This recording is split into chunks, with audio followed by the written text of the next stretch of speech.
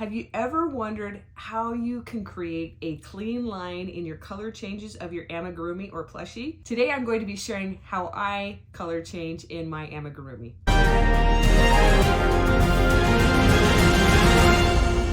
Hello my friends, I am Diana and welcome to my channel. If you are new here, I created this channel as a way to share crocheting with my friends. So if you're watching this, you're a new friend, so welcome, and I'm glad that you're here. Today, I am going to be demonstrating how to color change with Amigurumi. I feel like it's a smoother transition between one color and the next. It's worked out really well for me, and I hope that it works for you. Remember that, like with all crochet, you need to be patient with yourself and with the process. It takes time, but I believe that you'll get it.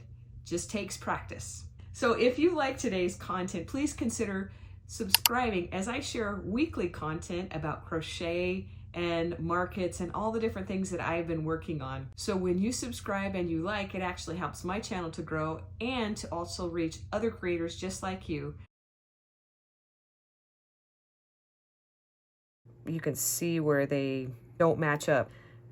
You can keep crocheting and just have that little jaunt in there, or what I like to do is I like to single crochet down into this spot down here, is to do kind of a slip stitch chain one. So I will stick my hook into the lower color change, slip stitch up, and it makes it more of a clean color change.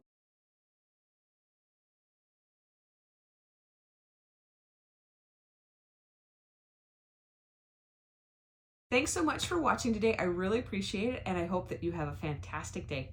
Bye.